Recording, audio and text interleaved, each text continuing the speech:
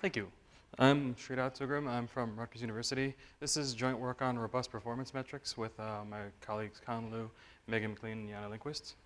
We can just get started right away. If you look on the left side of this slide, you'll see something should be very familiar. It's an ROC curve. The ROC curves are usually used to give ideas about performance trade-offs. On the other side, you're going to see something that's a little different. This is the distribution of scores for a specific system. And this is going to be sort of our central theme that we're going to be thinking about in this talk. So what's the too long didn't read version of this talk? Sometimes you build a system, you've got some performance metric that says, oh yeah, this is totally going to work out right, then everything explodes. And you're left wondering why, because all your metrics said, yeah, this was a totally good system and it was totally going to work, but it didn't. So the reason for this is what we're going to try to figure out what's going on underneath the hood. So why is evaluation of authentication systems difficult? Among the other things that you could consider, a lot of the systems that we surveyed in our paper didn't report the same thing. Lots of people had different ideas about what was the correct metric for the performance they were looking at. This is probably largely influenced by sort of standard practice of looking at what the related work did and then following along with that. So in some sense, there was no common reporting practice. And because there was no common reporting practice, it's very difficult to do an apples-to-apples comparison between two systems that have very different reported metrics. So for this particular discussion, we're going to focus on the equal error rate and the accuracy, and a little bit about the receiver-operator characteristic curve, or the ROC curve. But the other metrics are discussed in more detail in the paper. In our paper, we actually observed a couple of flaws with the reporting. Most of the systems we looked at had at least one flaw, but there were a few that were flaw-free. And we noticed that skewed populations can inflate the performance value, the metric values. Not the performance itself, just the values. And we'll look at why that's the case. We noted that there was some incomplete performance reporting where the literature would report half of a metric pair. So for example, reporting the true positive rate without the false positive rate. And if you, when we talk about how scores are distributed, we'll see how you can choose a threshold that artificially inflates one of these numbers. So all models have some kind of parameterization that goes with them. In particular, we'll be talking about the thresholds, which is sort of the central parameter for most systems. But in general, if you report results and you don't tell me the parameters of your models, I can't reproduce your work. So it's going to be really hard to figure out what it was you were doing in the first place. Finally, we're going to look at some misleading interpretations of metrics. And this is one of our sort of serious concerns, because here, the interpretations are going to lead you down the wrong path.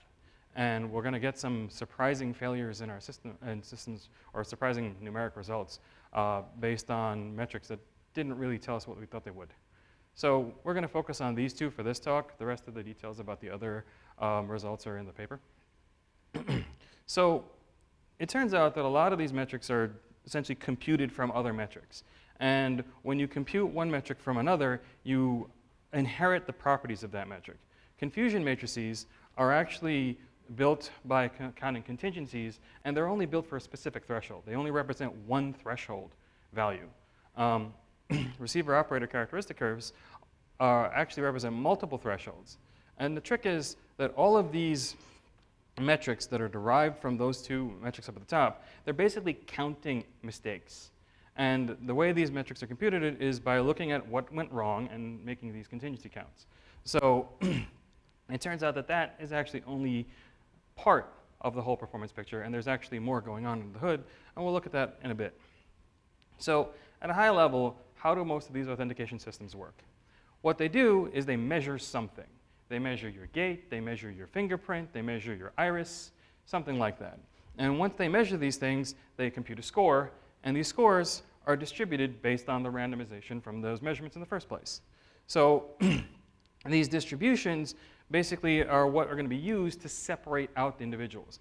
There's a convention that basically says authorized scores are going to, authorized users will be scored higher than unauthorized users, but that's just a sort of inane detail. Once you've got a score chosen, then you pick a threshold. You set this threshold somewhere, and the choice of threshold determines who gets access. By convention, Scores that are above the threshold are granted access. Scores that are below the threshold are denied access. And this is where the mistakes come in. Because the scores have some randomness to them, and because that random variation can sometimes cause you to artificially cross the threshold, this is where systems make mistakes. If the random variation caused your score to go above the threshold, well, then you get to access kind of by mistake. Same thing in the other direction. And basically what happens now is when we were trying to compute performance, we're going to count these scores up, we're going to count these mistakes up, compare them against the total number of systems that was, the total number of attempts that were in the system in the first place, and that's our performance metric. There's some variation on that, but that's the basic idea. So where you put this threshold matters. I can pick a really high threshold, and if I do, very few mistaken accesses will be granted. Now, what's the problem with that? Well, all these guys who are authorized but happen to get unlucky and fall below the threshold, they get kicked out, even though they were actually authorized users. But this doesn't prevent us from completely prevent us from getting unauthorized accesses, accidental unauthorized accesses, because somebody could just get lucky and happen to fall right up from the threshold. And going in the other direction, I could set a low threshold, and if I did, then I wouldn't really ever have a problem granting authorized users access, but I would have a problem granting access to a lot of unauthorized users. So again, I have to pick my poison here. And the trick is, if I report a single threshold metric and somebody else made a different choice about what threshold was important, then I can't meaningfully compare these two systems. So, as a side note, one of the useful things that we saw here was that this score distribution actually ends up being really important. And it turns out that the distribution of scores really influences how the system performs, and the width of the overlap of scores turns out to be pretty critical to how performance is measured. So we can use this score distribution to diagnose problems with our systems. So over on the right side, with the green arrow, you'll see a system that has an accuracy of 90%. And on the left side, its counterpart has an accuracy of 60%. Well, this looks pretty good. Clearly, I want to choose the one on the right. Except that, well, that accuracy was kind of inflated. And the reason the accuracy was inflated was because the populations were imbalanced. Now, skew in populations often occurs in authentication systems because of a common practice of how people recruit participants. What they do is they recruit 100 people and then say, you, that one guy, you're the authorized user. Well, that's great, except now I have a 99-to-1 skew. So because these because the populations are skewed, I have this inflation of the accuracy. The dirty secret is these are the same system. And the only reason that one system looks better than the one side looks better than the other is because of the population skew. What happens is if I actually have a skewed population, I train a system on this, and it learns very well how to recognize an unauthorized user. And then if I test it with unauthorized users, it's going to give me the right answer most of the time. The issue is it never knows how to figure out what an authorized user looks like. And so it doesn't really do a good job when the population is balanced. So another metric that has some interesting idiosyncrasies is the equal error rate. So the equal error rate is computed from the ROC curve. And you can see on the left there are two ROC curves. And what's interesting about them is they have the same equal error rate. So as far as I'm concerned, if I do a little naive comparison of systems based on equal error rates, these guys are the same. I can't tell them apart, and they're basically fit for the same purpose, except that they're not. If I have a specific false positive rate for whatever application I'm looking at, then these systems behave very differently. And the performance of the red dashed system is much better than the performance of the blue dotted system. Now, why would that be the case? Well, if you look at the score distributions on the right side, the top score distribution is for the red dash system, and the bottom score distribution is for the blue dot system. You'll notice that the width of the overlap is the same, but the top system has a significant amount of score for authorized users that lies outside the overlap. So I can pick an arbitrary score, maybe in the 1 region for the top system, and that score can't have come from an authorized However, down at the bottom, that's not true. And so this difference in performance is kind of blindingly visible in the score distribution, but really hard to tell from the ROC. So the issue with the equal error rate is that in a lot of cases, it masks performance trade-offs. These three particular systems publish their data and their code, a really good practice, by the way. And because they published their data and their code, we were able to re-implement these systems and plot their ROCs on the same graph. And now, let's play the little naive game. If we look at the equal error rate, the red system is slightly better than the green system, the SVC 2000 versus the keystroke system. And that's, according to these two implementations, yeah, well, I'll totally take the red one. Except that if I happen to be building a system where I can't tolerate more than a 0.1% false positive rate, then I'm in trouble. Then it turns out, actually, I should have chose the green one, because the green one does better at a false positive rate of 0.1. That curvature in the ROC curve is what does me in the end. So, in summary, we should report the frequency count, the frequency count scores, the score distributions, not normalized, because if you normalize them, then you actually lose some visual abilities. We should report these frequency scores, or these frequency counter scores, with the ROCs, because it helps us see more stuff. We get more transparency out of it. There is no common practice as of right now, and in the systems we surveyed, and that's kind of an issue. We should probably sort of try to come to some consensus about what is meaningful performance reporting in authentication systems. Poor performance reporting obviously impedes system comparison and replication. If I don't know what you did, if I don't have the parameters of your system, I can't reproduce your work. Common metrics like the equal error rate can be misleading and hide performance trade-offs. So with that, questions?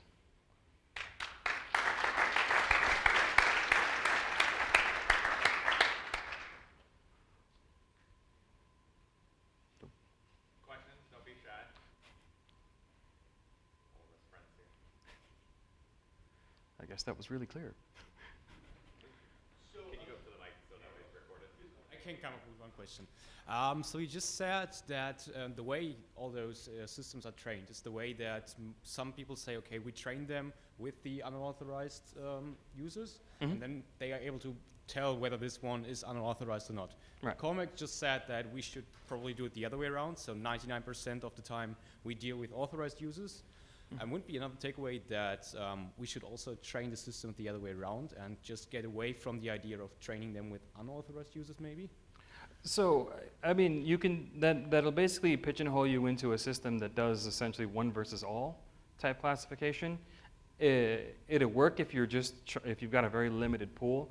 But one of the key issues here is that there's a lot of variation between users, and if you only train to really well recognize one, you'll miss out on the all the other people. And then, even worse, if you happen to find some guy that actually looks a lot like you, at least from the lens of what you've measured, well, that guy's getting in no problem. All right, so you don't really want to sort of push yourself into a corner where you're only really good at recognizing one thing, because at that point, your system is kind of brittle. So thanks, very nice paper. By the way, so in reality, things get even messier. So in a lot of security solutions, you'll just get negative examples. So you don't even have positive. So the skew is even higher. But so in general, given this bias and skew, did you try data sampling? Or positive generation, boosting positive.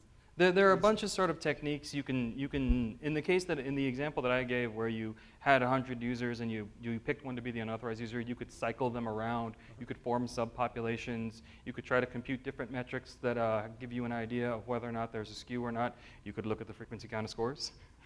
The goal is not to tell anybody how to do their research. The goal is to sort of reach a common ground about how performance reporting should be done, and maybe look at how to do it better, at least with an eye towards being able to compare results across multiple disparate systems. Thanks. Very nice talk. I mean, so I think it seems to be one thing that has kind of been a little bit forgotten in security. It's like most communities that use ROC curves, right, the expectation is that the base rate of the phenomenon, like the base rate of people who have appendicitis, is constant, between training and deployment. And drift in that is extremely serious, which you do a good job of saying we haven't been paying attention to that.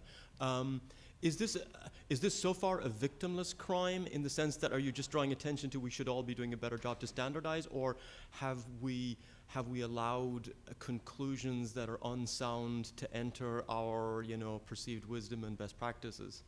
So, I mean, I can't speak for larger communities, but the sort of sanity of data, we're moving to a more data-driven universe, and so we need to be careful about how we deal with data because there's lots of it, and they don't kind of all do the same things. We looked at the authentication problem, but there's a bigger discussion to be had about how we deal with performance metrics in a wider setting. And so this particular group again follows this practice of I'm going to do what the previous guy did. Yep. And so there's this sort of a hereditary poisoning where the previous guy reported the equal error rate, so I'm going to report the equal error rate. And then there was a lot of people who sort of followed from the biometric camp. But whether there's a systematic nefarious deal, that's kind of... But if you have this 4 or 5 different metrics, it's kind of like multiple hypothesis testing. I choose whichever I look best on, right? And there's a whole variety of conclusions to be drawn depending on... But you're too polite to point fingers, I guess. Yeah, the hard part here is to want to do side-by-side comparison. Like, I've got these two systems, which one's better? Right. Or which one will, more importantly, which one will suit my application better, yeah. Right? If I'm building a bank application, I've got a lot different requirements on false positive rate than if I'm building a grocery store discount application. And so that's really like one of your big concerns. Can I actually fit this, can I tune this system to meet my needs? With just a single number summary like an equal error rate, it's kind of not possible to do.